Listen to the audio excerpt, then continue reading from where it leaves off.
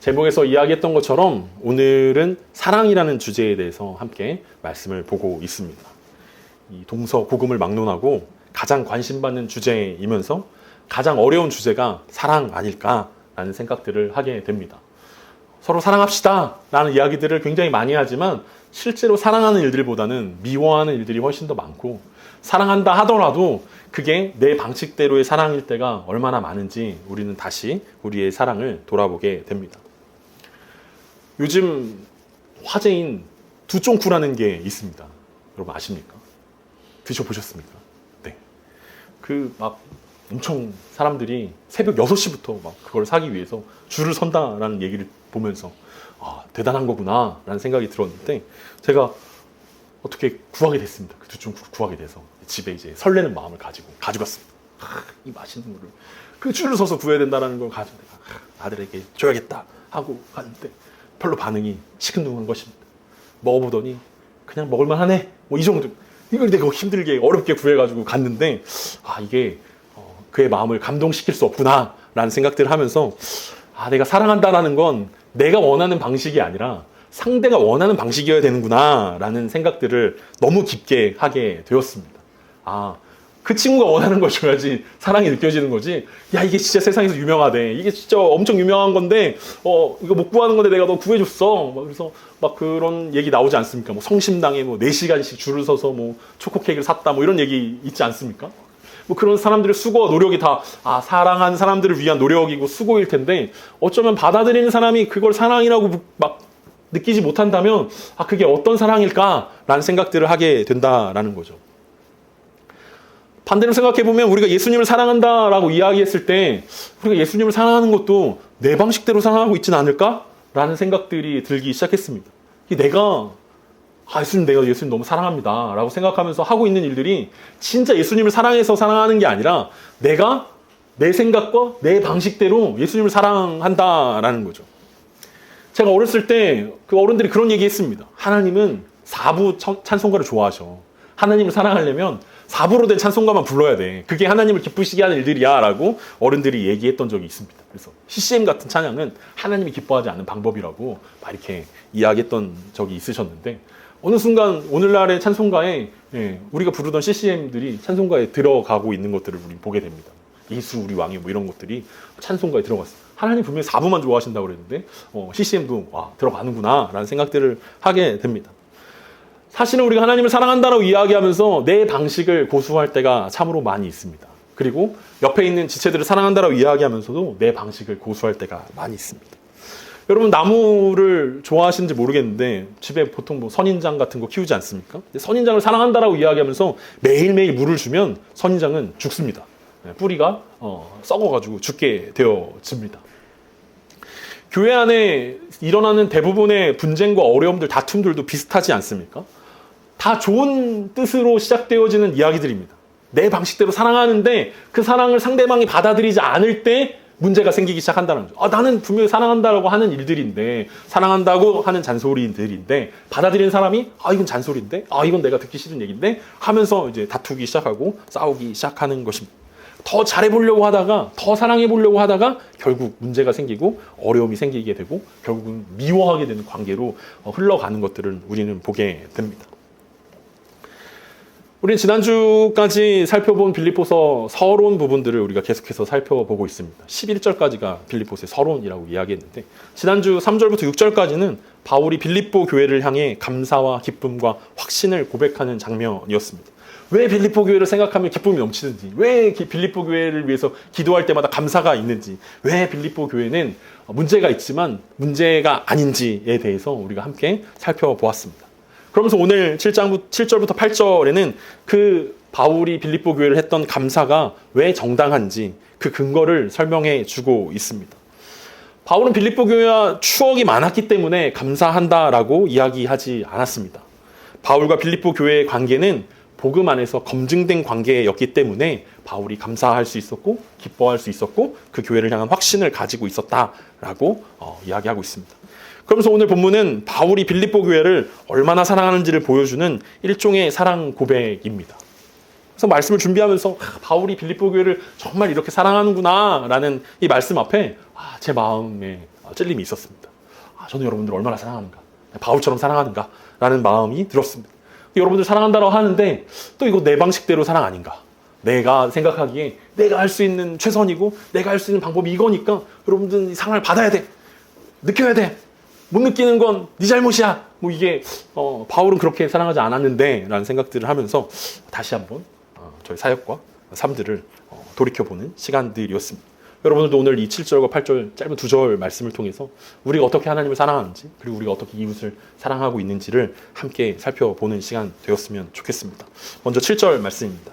내가 너희 무리를 위하여 이와 같이 생각하는 것이 마땅하니 이는 너희가 내 마음에 있음이며 나의 매임과 복음을 변명함과 확정함에 너희가 다 나와 함께 은혜에 참여한 자들이 됨이라.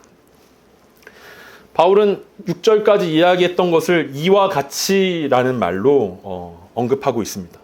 3절부터 6절까지 바울의 고백을 지금 이어가고 있는 상황입니다. 빌립보 교회는 바울의 복음 선교에 동참했고 빌립보라는 도시 안에서 빌립보 교회는 복음으로 살아내고 있었습니다. 그들이 완벽했던 것은 아니지만 그들 안에 하나님께서는 착한 일들을 시작하셨고 바울은 그것을 시작하신 하나님께서 이루실 것을 확신했기 때문에 바울은 기뻐했고 또 감사했다라고 고백하고 있습니다. 그래서 바울은 빌립보 교회를 보면서 그렇게 생각하는 것이 마땅하다라고 여겼습니다. 생각한다는 것은 단순히 그들을 추억했다 혹은 떠올렸다라는 것이 아니라 그들을 향한 그의 마음가짐이 정말 그 마음가짐이나 태도가 정당했다라는 이야기를 하고 있습니다. 그래서 이 생각했다라는 단어가 오늘 바울의 이 서론에서 예고편이라고 이야기했는데 2장에 가면은 너희 안에 이 마음을 품으라 라고 말하는 게 생각하다라는 뜻이고 4장에서 유오디아와 순두계에게 주 안에서 같은 마음을 품으라 라고 이야기할 때 그 품으라는 말이 생각하라 라는 의미를 가지고 있습니다. 그러니까 지금 예고편을 하고 있는 거죠. 내가 지금 무슨 이야기를 할지 여러분 잘 주목하십시오 라고 이야기합니다. 이어서 마땅하다라는 것은 그 과정이 공정하고 적절하다라는 뜻으로 그는 언급했습니다. 바울은 마치 부모가 자기 자녀들이 바르게 자라가는 것을 보면서 큰 기쁨과 확신을 느꼈던 것처럼 빌립보 교회를 보면서 애정과 기쁨과 확신을 가질 수 있었던 것입니다. 그러니까 바울의 나이로 보나 어떤 관계를 보았을 때 부모의 사랑보다는 더 깊은 조부모의 마음이라고 생각하는 게 더 좋을 것 같습니다. 그러니까 부모는 자녀가 이쁠 때도 있고 안 이쁠 때도 있지 않습니까? 이렇게 살다 보면 꼴 보기 싫을 때도 종종 생깁니다. 그런데 할머니, 할아버지들은 다릅니다. 무조건적인 사랑, 무조건적인 확신, 무조건적인 기쁨을 주는 게 그 관계였는데 바울이 빌립보 교회를 바라보면서 그 할아버지 된 마음으로 빌립보 교회를 바라보고 있다는 거죠. 그러니까 자신이 처음 복음을 전했던 루디아나 간수나 그들에 의해서 복음이 전해져서 또 다른 그 복음의 제자들이 생겨나는 것을 바울은 어떻게 느꼈냐면 손자들이 자라나는구나, 손주들이 자라나는구나를 보면서 기쁘게 생각했다라는 거죠. 그러면서 우리가 누군가를 사랑한다라고 이야기했을 때 그 사랑은 어떤 부모의 사랑을 뛰어넘는 조부모의 사랑이어야 되지 않을까라는 생각들을 하게 됩니다. 그러니까 무조건적인 사랑이 필요하다라는 거죠. 부모들의 사랑도, 부모님의 사랑도 물론 귀하고 크지만 조건이 달릴 때가 많이 있다는 거죠. 네가 시험에 1등하면, 네가 공부를 열심히 하면, 네가 내 말을 들으면 내가 너 좋아해, 내가 너 사랑해, 내가 더 사랑할 거야, 이렇게 조건을 걸 때가 있는데 할머니, 할아버지들은 그런 조건이 없다는 거죠. 얘가 시험을 잘 보던 못 보던 어떤 상황 가운데 있던 무조건적으로 사랑해주는 모습, 그게 하나님의 사랑을 닮아 있는 거고 그게 바울이 빌립보 교회를 사랑한다라고 이야기하는 그 마음 가운데 있다는 것입니다. 그러면서 바울은 뭐라고 고백하냐면 너희가 내 마음에 있다라고 이야기하고 있습니다. 바울 마음 안에 빌립보 교회가 있다는 것입니다. 바울과 빌립보 교회 사이는 거리적으로 엄청나게 멀리 떨어져 있습니다. 물리적으로 많이 떨어져 있지만 그 마음 가운데 빌립보 교회가 함께하고 있다라고, 영적으로 강하게 연결되어 있다라고 설명합니다. 바울 마음 안에 빌립보 교회가 있었고 반대로 빌립보 교회 성도들의 마음 안에 바울이 있었다는 것입니다. 우리가 보통 너 이거 왜 좋아해? 라고 이야기하면 그럴 때 우리는 내 마음이야, 그냥 좋아 라고 이야기합니다. 이럴 때 마음은 감정의 영역입니다. 하지만 바울이 사용하고 있는 지금 마음이라는 단어는 단순히 감정적인 마음을 이야기하는 것이 아닙니다. 그냥 좋아, 아니 그냥 뭐 예뻐서 좋아, 아니 뭐 맛있어서 좋아, 뭐 이런 감정의 표현이 아니라 이 감정에 사고를 더하고 결단까지 하는 것을 의미하고 있습니다. 우리가 늘 믿음에 대해서, 마음에 대해서 이야기할 때 지정의 세 가지가 같이 있는 것이다 라고 이야기하는 것처럼 오늘 바울이 이야기하고 있는 이 마음에는 지와 정과 의지가 함께 하고 있습니다. 바울은 지금 현재 감옥에 있지만 그의 삶의 중심에는 빌립보 교회가 있었습니다. 내가 너희를 내 마음 안에 가지고 있다라는 뜻입니다. 내가 너를 멀리 있지만 내 마음 가운데 이 안에 너 있다라고 이야기하는 거죠. 일시적인 감정이 아니라 생각과 결단의 결과라고 설명하고 있습니다. 그러니까 바울은 빌립보 성도들을 기도 제목으로만 여기고 있는 것이 아니라 그 빌립보 성도들의 존재가 자신 안에 있다라고, 그리고 지금도 있고 계속해서 있어 왔고 계속해서 있을 것이다라고 표현하고 있습니다. 왜냐하면 그들이 다 나와 함께 은혜에 참여한 자라고 이야기하고 있기 때문에 그렇습니다. 바울은 빌립보 교회를 향해서 나의 매임과 복음을 변명함과 확정함이 은혜라고 표현합니다. 바울은 여러 번 죽을 뻔했고 여러 번 옥에 갇혔습니다. 여러분 생각해보면 잘 나갈 때 누군가와 함께 하는 것은 그렇게 어렵지 않습니다. 그럼 잘 나가는 사람 옆에 있다고 생각해 봅시다. 여러분이 주변에 잘 나가시는 분들이 있는지 모르겠지만 그 사람 옆에 있으면 뭐 고기라도 사주고 뭐라도 주니까 옆에 있는 것이 굉장히 좋은 일들일 것입니다. 근데 반대로 잘 되지 않을 때 옆에 있는 것은 굉장히 어려운 일들입니다. 근데 빌립보 교회가 했던 것은 바울이 잘 되지 않을 때였다라는 거죠. 그가 가난할 때, 그가 옥에 갇혔을 때, 그가 난파되고 힘들고 돌에 맞았을 때 빌립보 교회는 그 옆에 함께 하고 있었던 것입니다. 그런데 더 놀라운 것은 바울은 그것을 은혜라고 표현하고 있습니다. 내가 옥에 갇히고 복음을 위해서 증명하려고, 복음을 변명하기 위해서 감옥에 갇히고 매를 맞고 사람들에게 손가락질 당하고 힘든 상황들을 보이고 있는 그것이 은혜고, 그 은혜에 함께 동참한 사람들이 바로 여러분들입니다 라고 고백하고 있습니다. 여러분, 가난한 사람 옆에 있으면 가난의 굴레가 나에게까지 찾아옵니다. 병든 사람이 있으면, 병든 사람 옆에 있으면 병의 아픔이 온 가족에게 오게 되는 것입니다. 내가 아픈 건 아닌데 가족이기 때문에 나에게까지 영향을 주는 것이 사실입니다. 결국 빌립보 교회가 바울 옆에 있었던 것은 바울을 가족이라고 생각했기 때문에 그렇습니다. 아, 바울이 가족이구나. 그래서 그가 아프든지, 그가 병이 들든지, 그가 힘이 들든지, 그가 어려움 가운데 있든지, 그가 가난해지든지 그들은 옆에 있기로 결단했고 그의 어려움을 끌어안았다라고 이야기하고 있습니다.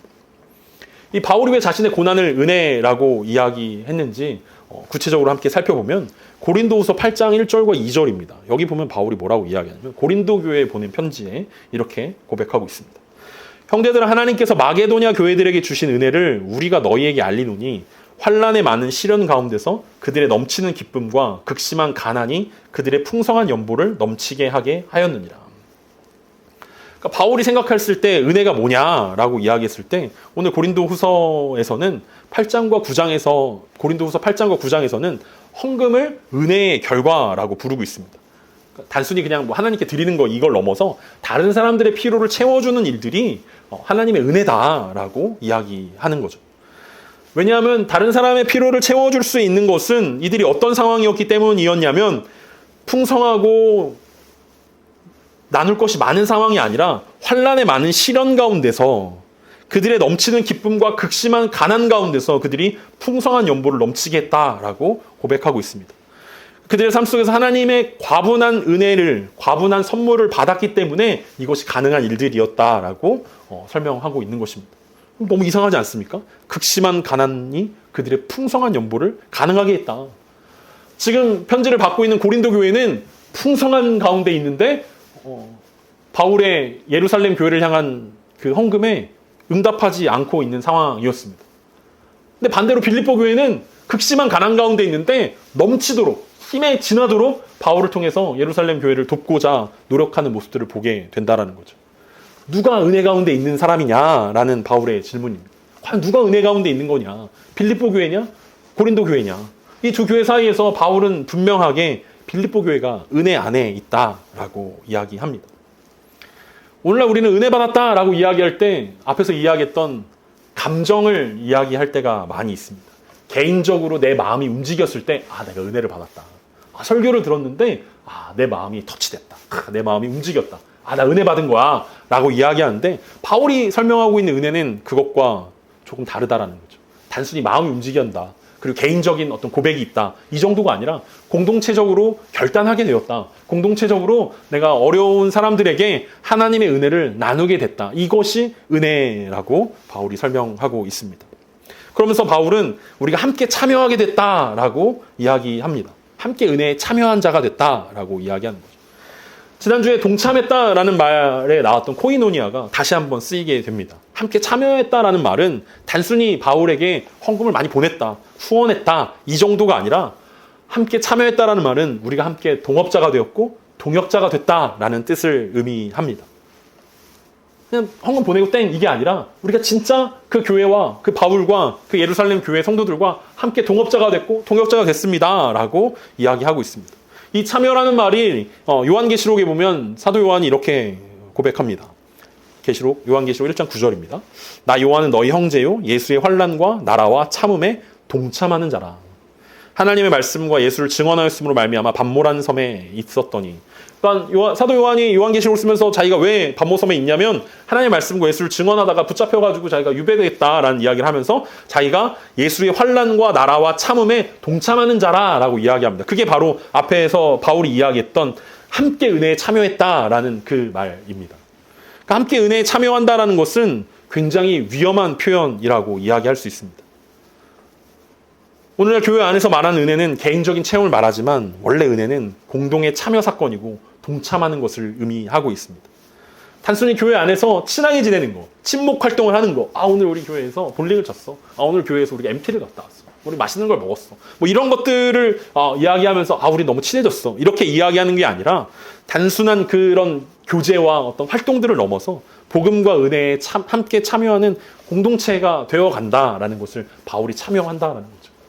바울은 한 번도 빌립보 교회 성도들과 함께 어떤 유흥을 즐기거나 어디 놀러 가거나 맛있는 것을 먹었거나 이런 일들을 하지 않았습니다. 바울이 빌립보 교회 성도들과 했던 것은 말씀을 나누는 일들, 그것밖에 없었다는 거죠. 그럼에도 불구하고 그 말씀의 결과 그들은 은혜에 동참하게 되었다라고 설명하고 있습니다. 사도 요한이 고난 가운데 하나님 나라와 인내 가운데 동참하게 되었던 것처럼 빌립보 교회도 바울과 함께 그런 일들의 동업자가 되었다라고 이해할 수 있는 것입니다. 그러면서 바울은 본격적으로 빌립보 교회를 향한 사랑을 이렇게 고백합니다. 오늘 본문 8절 말씀입니다. 내가 예수 그리스도의 심장으로 너희 무리를 얼마나 사모하는지 하나님이 내 증인이시니라. 바울이 얼마나 빌립보 교회를 사랑했냐면 내가 그리스도의 심장으로 너희를 얼마나 사모하는지 하나님이 내 증인이다 라고 고백하고 있습니다. 저도 여러분들을 사랑한다라고 말로 이렇게 고백할 수 있지만 그 뒤에 하나님이 증인이십니다 라는 말은 감히 붙이지는 못할 것 같습니다. 아직까지는. 저도 그렇게 나중에 언젠가가 됐을 때 여러분들 향해 그 고백할 수 있는 날이 오길 바랍니다. 그런데 바울이 오늘 언급했던 그리스도의 심장이라는 것은 심장보다 더 넓은 내장을 의미합니다. 그러니까 인간 안에 있는 내장.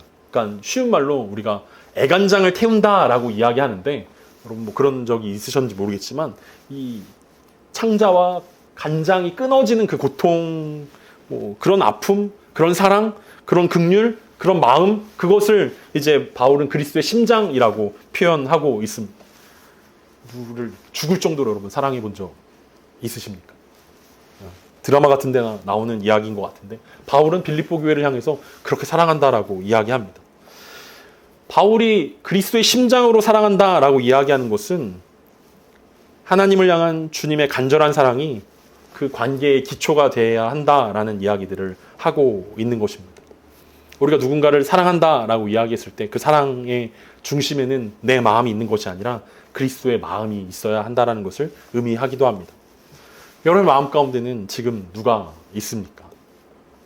누구의 심장으로 여러분 가득 차 있습니까? 설교 시작하면서 이야기했던 것처럼 내 방식대로 사랑하고 있다면 이 심장에는 내 심장만 들어있을 것입니다. 내 심장으로 사랑하는 것이 아니라 바울은 그리스도의 심장으로 사랑한다라고 이야기합니다. 혹시 여러분의 마음 가운데 지금 비어있는 심장이라면 그리스도의 심장으로 오늘 이 시간 채워지기를 간절히 소망합니다. 우리 공동체에는 여러 가지 일들이 있을 것입니다. 그리고 서로의 삶 안에 우리는 들어가기를 소망합니다. 근데 중요한 것은 서로의 삶이 궁금하고 관심을 갖고 있지만 사실은 더 깊은 고난에 동참하는 데까지는 아직 거리가 멀고 있다라는 사실들을 우리는 잘 알고 있습니다.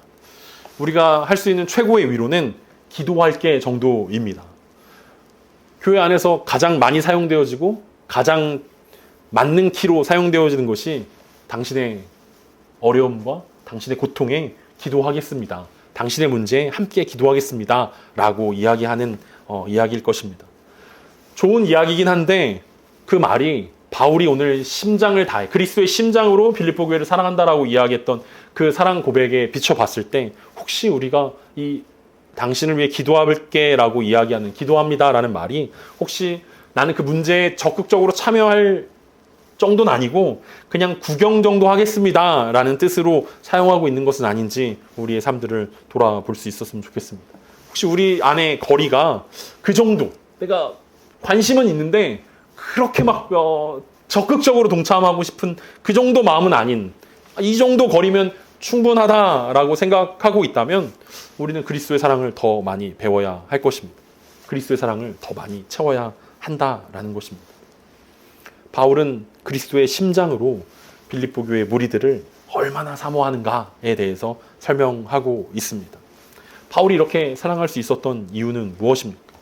오늘 제가 여러분들을 향해서 바울처럼 사랑해야 됩니다 라고 이야기한다면 그건 흉내내는 일들밖에 되지 않을 것입니다.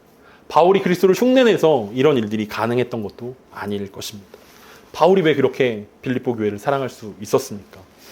로마서 5장 5절과 6절에서는 바울이 이렇게 고백합니다. 소망이 우리를 부끄럽게 하지 아니함은 우리에게 주신 성령으로 말미암아 하나님의 사랑이 우리 마음에 부은 바 됨이니 우리가 아직 연약할 때 기약대로 그리스도께서 경건하지 않은 자를 위하여 죽으셨도다. 예수 그리스도의 사랑이 얼마나 위대한 사랑인지에 대해서 바울이 이렇게 고백합니다. 그리고 그 사랑이 우리 마음 가운데 부은 바 되어졌다라고 고백하고 있습니다. 그리스도의 사랑을 흉내내라는 말이 아니라 그리스도의 사랑은 우리가 받아들여야 되는 거고 부어져야 하는 것입니다. 심지어 그리스도의 사랑은 어떤 사랑이었냐면 자신을 내어주기까지 사랑하는 것이었습니다. 그래서 우리가 그리스도의 사랑을 절대로 흉내낼 수 없다는 거죠. 내가 누군가를 사랑한다라고 이야기해도 나를 내어주면서까지 사랑하는 것은 불가능하기 때문에 그렇습니다. 왜냐하면 그것이 내 방식대로 사랑이기 때문에 그렇습니다. 그리스도의 심장으로 우리가 누군가를 사랑한다는 것은 불가능할 것입니다. 왜냐하면 그것은 내 심장이 여전히 살아있기 때문에 그렇습니다. 그래서 바울이 이야기한 것은 예수 그리스도의 그 맞추어 주신 사랑을 이야기하는 것입니다. 그럼에도 불구하고 우리를 사랑해 주셨던 그 사랑에 대해서 이야기하고 있습니다. 하나님은 우리를 사랑하기 때문에 천지 만물을 창조하셨습니다. 하나님은 우리를 사랑하기 때문에 성경 말씀을 주셨고 하나님은 우리를 사랑하기 때문에 여러 상황과 환경들을 통해서 우리를 사랑한다고 말씀해 주십니다. 그런데 그게 자칫 우리가 이해하지 못하는 하나님의 사랑일 수 있다라는 거죠. 하나님이 사랑한다는데 그 도대체 무슨 말이지? 그래서 하나님 우리를 이해하지 못할까 봐 우리가 하나님의 사랑을 이해하지 못할까 봐 하나님은 우리에게 정확하게 맞추어 주시는 사랑을 해주셨습니다. 그게 뭐냐면 예수 그리스도가 이 땅 가운데 인간의 몸을 입고 자신의 독생자 외아들 예수 그리스도가 이 땅 가운데 인간의 몸을 입고 이 땅 가운데 오셔서 우리 죄를 짊어지고 십자가에서 죽으시는 것입니다. 누구도 부인할 수 없고 누구도 이해하지 못한다라고 이야기할 수 있는 그 사건이 바로 그리스도의 사랑이고 그리스도의 심장으로 우리를 사랑한다라고 말씀하시는 하나님의 사랑이라는 거죠. 우리가 자칫 하나님이 날 사랑한다고? 저 별이 나를 사랑한다는 표현이라고? 이 온 우주 만물이 하나님이 나를 사랑한다는 뜻이라고? 우리가 이해하지 못할까 봐 우리가 가장 이해할 수 있는 방식으로 하나님 우리를 사랑해 주셨다는 거죠. 그것도 우리가 가능성이 있을 때가 아니라 우리가 소망이 없을 때, 우리가 경건할 때가 아니라 우리가 경건하지 않을 때 우리를 위해서 죽으심으로 하나님의 사랑을 우리 가운데 확증하셨습니다. 그래서 바울은 그리스도의 심장으로 빌립보 교회를 사랑할 수 있었다라고 고백하고 있는 것입니다. 그리스도의 사랑은 이미 예수 그리스도의 십자가를 통해서 우리 가운데 부어진 사랑입니다. 그리고 그리스도의 심장은 성령을 통해서 우리 마음 가운데 실제로 뛰고 있습니다. 우리는 예수님처럼 누군가를 사랑하려고 애쓰는 사람들이 아니라 이미 예수 그리스도의 사랑이 부어져서 그 예수 그리스도의 사랑을 전달하는 통로의 사명들을 감당하는 사람이라고 오늘 바울이 빌립보 교회를 향해서 이야기하는 것입니다. 그러니까 바울이 빌립보 교회를 향하여서 그리스도의 심장으로 여러분들을 사랑합니다 라고 이야기하는 것은 바울 안에 있는 넘치는 그리스도의 사랑이 빌립보 교회 가운데 전달되고 있다, 전달하고 있습니다 라는 고백이었다라는 거죠. 여러분들에게 말씀을 전하면서 그리고 여러분들과 함께 이제 신앙생활을 하면서 과연 저를 통해서 여러분들 가운데 그 그리스도의 기쁨이, 그리스도의 사랑이 전달되고 있는가라는 고민이 들기 시작했습니다. 여러분의 안에 있는 기쁨과 여러분의 있는 사랑은 여러분 주변으로 전달되고 있습니다. 초대교회 성도들이 극심한 박해와 환난과 어려움을 당하면서도 사람들에게 궁금증을 유발할 수 있었던 것은 그들 안에 기쁨과 사랑이 있었기 때문에 그렇습니다. 야, 사형을 당하면서 어떻게 저 사람들은 기뻐할 수 있지? 야, 저 노예처럼 살아가면서, 노예로 살아가면서, 주인한테 저렇게 구박받으면서, 물건처럼 살아가면서 저 사람들은 왜 기뻐할 수 있지? 저 사람들은 왜 사랑이 있지? 저 사람들은 왜 어떻게 다른 사람들을 섬길 수 있지? 어떻게 나눌 수 있지? 그게 왜 은혜라고 부르지? 그런 궁금증들이 초대교회 성도들 가운데 그 주변에 있는 사람들이 그들을 향한 궁금증이었다라는 거죠. 그것에 비하면 우리는 얼마나 많은 것들을 누리고 얼마나 풍성한 삶들을 살아내고 있습니까? 마치 바울이 고린도 교회를 향하여서 마게도냐 교회는 극심한 환난과 극심한 가난 가운데 있음에도 불구하고 예루살렘 교회 공동체를 궁금해하고 그들과 함께 사랑을 나누길 원했고 은혜를 나누는 공동체로서의 통로의 역할들을 감당했는데 왜 여러분들은 가만히 있습니까? 라고 이야기하는 것처럼 혹시 우리를 향해서도 그렇게 이야기하고 있지는 않습니다. 그리스도의 사랑이 우리 가운데 부은 바 되었다면 그리고 그 그리스도의 사랑이 우리 가운데 부어진 것이 확실하다면 우리도 그 그리스도의 사랑을 전달할 수 있는 통로의 역할들을 감당해야 할 것입니다. 그리스도의 심장이라고 이야기한다면 그 심장은 하나님께서 우리를 긍휼히 여기셨던 그 마음을 우리 가운데 이야기할 것입니다. 그래서 오늘 우리가 고민해야 되는 것은 그리스도의 긍휼이 우리의 심장을 채워서 우리가 누군가에게 그 통로의 역할들을 잘 감당할 수 있는 사람이 되어져 가야 한다는 것입니다. 먼저 찾아가는 것, 먼저 연락하는 것, 먼저 격려하는 것, 그것이 그리스도의 심장이 그 사람의 마음을 사로잡았을 때, 그리스도의 사랑이 부은 바 되어졌을 때 나타나는 결과일 것입니다. 그러니까 흉내내라는 것도 아니고 따라하라는 것도 아니고 그리스도의 사랑으로 우리의 마음을 채우면 자연스럽게 그런 일들이 일어난다라고 이야기하고 있습니다. 교회 공동체를 바라보며 완벽해서 사랑하는 공동체가 아니라 그리스도의 심장이 있기 때문에 서로 사모하는 공동체라는 사실들을 우리가 기억할 수 있습니다.